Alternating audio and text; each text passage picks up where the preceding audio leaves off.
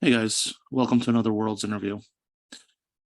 So I've been playing Undead Blocks for the better part of the past 2 months now, and I can't put it down. The thrill of mowing down waves after waves of zombies is really as enticing as it is fun.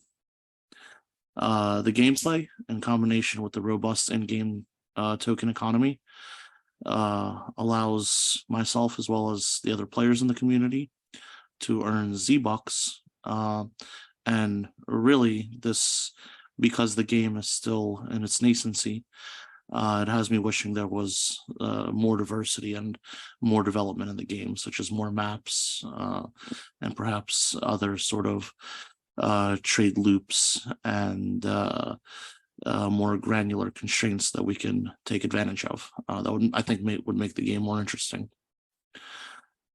So with one of the most active and loyal communities on Discord, there's just a constant amount of questions that are being directed at the Undead Blocks team. I figured it would be a good idea to reach out to Grant, who is one of the original founders of Wagyu Studios, in order to hash out some of the most common questions and concerns that the Undead Blocks community has these days, and to discuss the potential future that awaits Undead Blocks as well. So I reached out to Grant on LinkedIn. I was pleasantly surprised that he had a few moments to spare for myself and the community at Worlds to discuss Undead Blocks. Undead Blocks was one of the very first games that we listed in our discoverability hub after doing a thorough analysis of the game. And the game has seen significant iterative changes since then. So without further ado, let's jump right into it. Hey, Grant, it's an honor to have you on Worlds. How have you been? Alan, appreciate you letting me on the show. Definitely, it's been a exhausting couple months, with the progress of Wagyu Undead, but happy to chop it up. Happy to talk about all things Web3 gaming. Appreciate you having me on the show. Yeah, of course. And all right, let's sort of preface our interview by talking about a little bit about your history. So looking back at the past 10 years, most notably your LinkedIn profile indicates that you got your start in the financial industry, and then you sort of migrated over to developing Web3 games. How does that happen? How do you make that leap? Takes a lot of work, a lot of effort, but yeah, I mean, if you pulled up all the Web3 gaming developers, I'd say I'm probably the least traditional of all of them. And I was someone that was working in finance. I was at Goldman Sachs for a while. I was playing a video game for rich people, where I was on my computer all day, just physically making, rich people richer. And I just decided, like, look, I don't want to just sit out and look at a corner office for the rest of my life. Like, I want to do what I want to do. I think a lot of people, they are in a job and they're not happy. They just feel like it's, what they can do to get by. Working in banking was a great, cushy career. It's just not something that really motivated me to wake up every single day. So I was like, okay, well, what do I want to do? And I got into crypto very early. I went to school for math. I took, very entry-level cryptography classes. This was probably when Bitcoin was probably like 10, 20 bucks. I was someone who was always intrigued by it. I thought, I saw the play to earn rise coming with Axie and Thetan, Peg Axie, a lot of these other games. I said, okay, if I can develop a game, we can build a more solid tokenomic structure. Just coming at this from a financial background, running a business, generating revenue. Really, we just needed a game. And so I looked and said, okay, what did I played video games casually growing up. I wasn't the biggest gamer, but I, loved COD Zombies. It's, the two clicked. I'm like, okay, kill zombies or in crypto. That's really how we got to the point where we're at right now with Wagyu and Undead Blocks. And we'll be making more games in the future, but you got to take a leap of faith. If you're listening to this and you're like, hey, I'm just doing a job that's 40, 50 hours a week just to pay the bills. Like I can tell you, I've had more fun working on Undead Blocks, building Wagyu for even one day. It's exhausting, but one day of Wagyu, I wouldn't trade it for my entire finance career. Absolutely. Yeah, I hear you. And that's sort of the motivation. That's sort of, why I get up every day is to work on Worlds and help further our community initiative as well. So Grant, what originally inspired you to start Wagyu Studios? Why did your team decide to pursue particularly an FPS survival genre as opposed to the plethora of other genres that are available in the market today? I mean, there's so many games to choose from, and there's when we came into this, we said a lot of these Web3 games are just Web2 offshoots, and they're not very fun. They're mediocre, and we're building a game from scratch. It's going to take years to really master and perfect it. And so we tried to basically survey the landscape. Our developers, we were working with them. We acquired a group of developers out of Vietnam. We said, okay, what are you guys good at? And they said, we're good at FPS. Okay, so that's a good start. Now we know that Call of Duty is Fortnite, Valorant. A lot of these games are dominating. Where can we get in and we can attack kind of like a wounded animal, really just try to seed some market share? We saw that Call of Duty is moving away from zombies. They're focusing on Warzone, but there are millions of COD Zombies players. So we want to be the OG COD Zombie nostalgia sort of game feel. I think that's when you open up Undead Blocks, that's what you're seeing. And so that really is something that really motivated us to deliver this game, because we can put our own spin on it. We know what people loved back in the day was the Easter eggs, the randomness of it, the perks, the unlimited waves. We're just taking a lot of those mechanics, baking in some of our own, and making a fun new game. You can't look at Undead Blocks and say, hey, this is just a ripoff of a Web2 game. Like it's our own game. It's got our own storyline. It's got our own path that we're going to take it. And that's really why we went that route. I think there's a lot of games that are just trying to be a Web3 Aldi's brand video game, and they're not going to do very well to the public. They're going to say, why am I going to go play this if I can't make money and I can't grind? I'm just going to go play Fortnite. It's just that simple. Makes sense. So thinking about Left 4 Dead as one of the sort of best FPS survival franchises for the Web 2 sphere, how do you guys specifically differentiate yourself aside, I suppose, from the play to earn mechanic? I think that's definitely the big selling point for us. I think there's a lot of groups that try to shy away from it. They're saying, hey, we're all about the fun, empowering people to own their assets. They're not making any money. Like, I very much lean into the play to earn. Like, we want people to give it a try. We have to get them out of their own scope. And we're not doing that just by, offering a Web 2 game that's already exists. Like, how can we differentiate ourselves from Left 4 Dead? Is because you can come into Undead Blocks and make money. Now we have many different ways that we can differentiate. With one is the NFTs. So you can collect skins, items in the game. You can sell them on a secondary marketplace. You can trade them. Seeing a lot of activity within that. You also within our ecosystem, you have some say. Like, I'm in the Discord every single day. I'm talking to our community and saying, what do you guys want to see in this game? What do you like? What don't you like? Like, you can't go to Epic Games and say, hey, I wish you could change this in Fortnite. We're very nimble, and I'm very hands-on. I think a lot of our community members like that, especially if they're going to play a video game for 2-3 hours a day. They want to feel like they have access to the game developer, give them feedback. I think it's healthy. It's important. I think those are two big ones. But obviously the play to earn. I think like we've overcorrected, Alan, where so many games, they raised token or they sold NFTs off of play to earn. And then they said, no, we're not going to offer that. And in my opinion, I think that's wrong. I think that's unjust. And, we're not promising anyone to become millionaires. You're probably going to play Undead Blocks. Maybe you play 8 hours in one day and you might make $2. Like, you're not going to become a millionaire off this, but it definitely is an option for people that want to grind and get to that point. We can also level up weapons, and anything that you buy in Undead Blocks will be used for our future games as well. We're already building another 6v6 counter op shooter that you can use the assets in this game for the next one. I think that's another big pain point for Web 2 gamers is they invest all this money into a game, and then the game developer just makes a new version and says, none of this is transferable. So we're trying to correct some of these issues, but really the play to earn is also a major focus, especially with our tournaments. And we've done over $150,000 in sponsored tournaments. People can come in, they can earn serious money grinding this game. But like we said, it's all about marketing. It's all about your message. Like, we're coming in and saying, you could play all day and earn nothing. If you don't get any Z boxes, you earn nothing, but you have that chance. I think people really like that. It's fresh, and it's definitely a unique concept. Absolutely, I agree. And moreover, as you sort of alluded to, is the community aspect of Undead Blocks. And I have to say that compared to some of the other games that I've played, you have one of the most sort of loyal, strongest, and sort of most active communities in the Web3 gaming ecosystem that exists today. So that's something that Left 4 Dead I don't think ever had. Yeah, kudos to you guys. Yeah, and to your community as well. We definitely appreciate that, and I think it's all about expectations. I think Yeah. there are some of our competitors are charging $4 or $5 for a piece of land. Then they're Right. telling you, "Hey, you go develop on it," or "Hey, we're going to build this game in a decade." Like, people aren't going to wait that long. Like, Of course. we've been working day and night to bring out the game, and we know it's got bugs, we know it's got issues, but we're just getting started. Like, we want to build this for 20 years. Right So on. like, if we just can put it's how I brand it as earn as we build. Like, give us time, let's put more features in.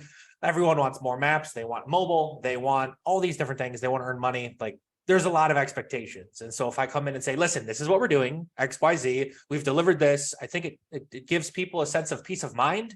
I think most people don't think that NFTs are so scary. They're just sick and tired of being rug pulled. They're sick and tired of putting their hard-earned money and stuff, relying on a game developer to develop and finish, and then they don't develop anything at all. Like, our game definitely is, it's a wonderful game. It's awesome to play, it's fun. But I take the most pride in the community that we have, because they're not looking at every single day and saying, oh, I'm not going to be able to play this game and make money. Like, they have that, our sustainability model is second to none, where they can just relax, play the game. If they make a couple bucks, they make a couple bucks. It's authentic, it's unique, and it's something we take a lot of pride in, for sure. Right on. So, sort of, to be brief about this, can you sort of explain in a few sentences, if you can, sort of the in-game economy that powers Undead Blocks? Sure. Yes, please. So within the economy, it's actually pretty straightforward. We minted 2,500 Genesis packs, and we have about 1,000 weapon NFTs that are in the Apocalypse collection. So we have 3,500 assets. You can come in, you can play every single day, and you can earn gold Z-Bucks or green Z-Bucks. Gold Z-Bucks is like a soft currency that you can swap for crypto. Think ETH, BNB, BUSD, Matic, Undead, which is our governance token. We also have the green Z-Bucks, which you can use to upgrade your weapons, and you can buy, swap for loot coffins. You open a loot coffin, you get a skin. You can trade that skin in the secondary marketplace. And that's really what's fueling the ecosystem. How we generate revenue is through sales of loot coffins, specialty NFTs and stuff. Like, we're going to be doing a cosmetics soon. We did a GameStop NFT marketplace drop 3 months ago with different GameStop branding. Like, for me, that's my job, is generate revenue, use it to pay these 3,500 players. And then as we scale up, make the game more fun, we get more casuals coming in that are buying some of the in-game cosmetics. We can really fuel those weapon NFTs. I think a lot of play to earn games get in trouble because they have so many different assets that are entitled to earning. Eventually it just becomes out of hand. I can't guarantee 50,000 people make $1 a day. Like, I mean, my God, it's millions of dollars flowing out of the ecosystem potentially. Like, we have to start small. We have to generate revenue. And if we see that lots of demand, I think we're going to carry over I know we're going to carry over this mechanic into our next game, and we're going to launch it on a more grandiose scale. Really, Undead Blocks was the proof of concept for this model. It's working very well. And we're very excited about the opportunities that are in front of us. We have been dealing with, working on the anti-cheat. I think every video game, every PC game has to deal with this. And we've been putting in a lot of cutting edge stuff and keeping people out. And we review every withdrawal, so we know, like, hey, is this person actually playing? So we do a lot of manual stuff, but what we've built, we can really use within our next game to, in a PvP shooter type of event. Maybe we could do 50,000, 100,000 NFTs that all have access to our earnings pool, and we're just generating significant revenue. It's what I go to bed every night thinking about, is how to generate revenue. I know you asked for a few sentences. I gave you a couple paragraphs. No, but that's how I see it. Yes, thank you. I appreciate it. Okay, so the next few questions, I actually reached out to the Undead Blocks community, and I, wanted to know what the Undead Blocks community wanted to ask you, and so now's our chance. So here's the first question: how will the token be handled when Undead Blocks comes out of beta? So the governance token, the Undead token. Yes, I believe that's that's a good question. Yeah, it's a good question. So we're revamping our tokenomic structure right now. Like, obviously, issuing a token, like a cryptocurrency that's just trading on a secondary market, we saw that all play to earn games will take those tokens to zero. So that's not what we're going to do. I think we're going to get much more creative with it. We're going to be bringing back staking in some sort of capacity, whether that's staking for NFTs, staking for a small amount of APY in NFTs. Are we going to have a revenue share model as we burn a deflationary token? These are questions that we have to answer as an organization within Wagyu. I don't have all of the answers because I'll be honest with you, everything in crypto is changing by the month. I mean, we're a United States legalized entity and there's a war on crypto in the United States. And so we don't know what the future is going to look like. But what we are doing is we're navigating those regulatory waters and we're saying, okay, we have all eyes on what's happening, with the SEC, with different organizations. We speak to some of these groups and we want to keep the token as a governance token for now. We also want to allow people to buy stuff with it, and we can use those tokens, potentially burn them, keep them in the treasury. But really, we're waiting to see. We're waiting for some sort of regulatory clarity. This is on the SEC to provide for crypto game developers like ourselves. Is what can we do and what can't we do? Like, we don't want to tread water, but we also want to be able to be cautious and navigate some of these murky waves that we're seeing. Makes sense, yeah, and that's definitely good that you guys are doing things by the book, because you wouldn't want a situation where, one day you log on to Undead Blocks and the FBI sees the website or something like that. Here's the thing: is like, we want to do it by the book, but there is no book. But there are so many other groups that are larger than us. Coinbase is thinking about taking their shop offshore. That's $1 billion company. They're publicly traded on the U.S. stock or the NASDAQ. We're such a small organization right now. I think we're in a really good spot.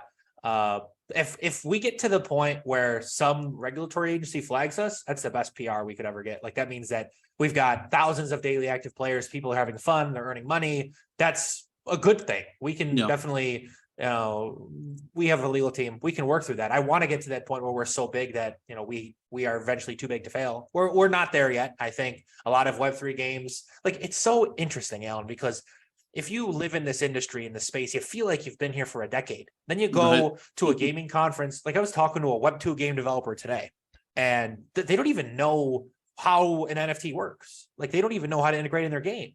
There's so many of these, there's thousands of these indie developers, and they don't understand blockchain yet, but they're all looking at it and saying, maybe in the future. So we haven't even got to that point. I feel like if you live and breathe Web3 gaming and crypto gaming, you feel exhausted. Why do you feel exhausted? It's because people have been promising you gameplay for years and they don't develop a game. And so you feel fed up with it. What's actually happening is a lot of these game developers are looking at NFTs as a potential source of revenue. They just don't know how to get integrated yet. I think a lot is coming. And so we are writing the book in real time. I'd love to, potentially even get into the point where we can provide our feedback to some of these legislators as, hey, this is what we're doing. This is what's working. Give us a playbook and we'll follow it for sure. Yeah. Awesome. All right, so the next question that was posed by the Undead Blocks community was, what can we anticipate as far as changes to renting weapons, as far as renting weapons are concerned? Well, I think most of our rental questions were solved with our most recent update. I think the community was asking, hey, we have... how do we increase demand for rentals? And I think, that's with generating revenue, issuing more gold Z-Bucks, obviously, but showing people hey, you're playing Fortnite for 5 hours a day. Why don't you play Undead Blocks for 5 hours a day? You might make $10. That's an interesting sell for people. I think you can also expect to see a full dashboard of tools and metrics in terms of how long my scholar rented, how long did they play, what did they earn? We need to implement that. It's just we have lots of different things on the go. So that's something that also is on top of the mind that I think people could expect the next 2 to 3 months. That's cool.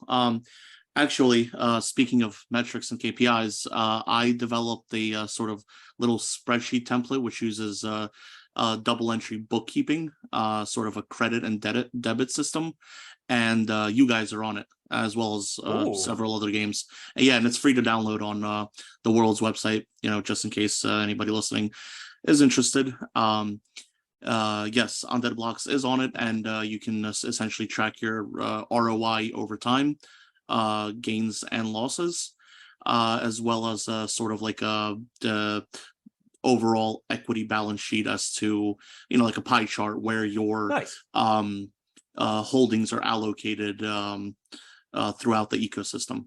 So yeah, just a simple little tool that I built in Sheets, because I have, if I'm playing a few dozen games and I have coin here, coin there, it kind of becomes problematic, and I like to keep track of things. So it may make sense to provide that to the community.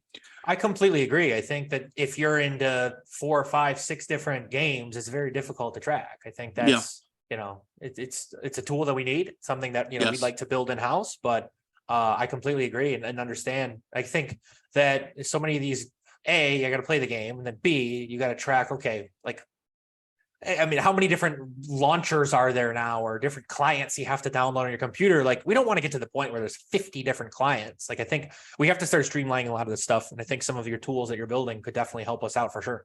Awesome. So, the next question, before we move on to my personal question, are the past weapon collections going to come back in the next mints? That's a good question. And we are actually developing 3 new Apocalypse packs, and those will be issued in conjunction with a Web2 gaming partner that we've partnered with for an IP deal. But you could still expect to see some veterans. You could expect to see rookies and commanders. There will be no more Genesis packs. We are developing more weapon packs, and then obviously we're going to have the Loot Coffin Rarity Booster, and we're going to be developing another pack that you can get to the end game. If you collect X amount of skins, eventually you will have an opportunity to get a pack. It's similar to our wave gun challenge, where I guess it's called a Wendigo now because of Call of Duty had a wave gun. I know. No. I like just did. There's just a regulatory minefield everywhere. But so there are going to be more Apocalypse packs. Don't want to share those now, but we have concepts for them, and they're going to be new weapons you guys haven't seen. We're also building weapons that no other game has ever put in before. Like, we've got 3 new different weapons that are going to be coming in. One is super magical. It's, it's not even supposed to be in a zombie game, but we're taking a Fortnite approach with it. One of them is a fruit, which is super cool. And one of them is a cooking item that you're going to be able to kill zombies with. So we've got a lot of stuff in the pipeline. Awesome. And so I saved my own personal question, and this is something that interests me only because sort of my background is in digital marketing. I've been working with enterprise clients for the past 10-15 years, and this is something that interests me personally. So if you're familiar with Ev.io, what they have done is they've incorporated a sort of if you're also obviously familiar with Brave browser, Brave. So these two guys are similar. Obviously, they're both in Web3. Obviously, Brave is not doing games. Ev is, however, they share the same concept in their sort of economic model, in that they utilize an ad revenue share sort of scheme. That sort of, the coin that you earn in their ecosystem or in within their app is driven by ad spend, or advertisers that advertise on their platform. So my question to you is, there's a company, perhaps you're familiar with them, in Israel called Anzu. And what they have is they patented this sort of ray tracer that is able to measure in-game impressions whenever a player traverses a certain sort of a certain coordinate plane right on in the map, which registers as what in digital marketing terms is called an impression of an ad, meaning yes, this individual has viewed the ad, because you would need to provide that sort of reporting back to the advertisers. So my question to you is this something that you would consider implementing? Is it too soon? Because I think throwing up a few billboards in Undead Blocks, in the neighborhood, that's sort of the type of, it's called blended in-game advertising, that doesn't interfere with gameplay. It's not intrusive, but at the same time, it could earn you guys additional revenue for Wagyu, number one. Number two, you can also incorporate, you can help bolster sort of the value of perhaps the Undead Blocks token, and incorporate some sort of ad revenue share scheme as well. It's a great question. It's a wonderful question. and I'm gonna go deep into this. I know Go for it. I know you got the 30-minute, your pods are 30 minutes, but we're gonna go a little bit over here. Don't worry about it. Yes. We have put in billboards in the ecosystem, Okay. and we've been doing for our sponsor tournaments. They love it. So I'll Nice. give you an example. We did 10,000 Poker Starter, $10,000, and they got a lot of traction, a lot of site. Those impressions, the site traffic was off the charts. They really enjoyed this kind of stuff. Very good. Now, what we would like to do is have a rolling ad meter when tournaments aren't live, so that we can switch it up on the fly, and we can do that. We've been testing out some different software that'll allow us to be able to do this. But yeah, we have billboards, we have flags, we have stuff on our school bus, we have stuff on the houses. I completely agree. This is how Web3 game developers can get ahead. And I think they can get away with a lot of this stuff because I think a lot of the players understand, hey, we got to generate as much revenue as we can. If it's not coming from me, great. Like a lot of Web3 game developers, they try to just keep sucking this money out of the small community they have. And eventually the community is just like, yeah, I'm done. Like this is a great way to inject that outside liquidity.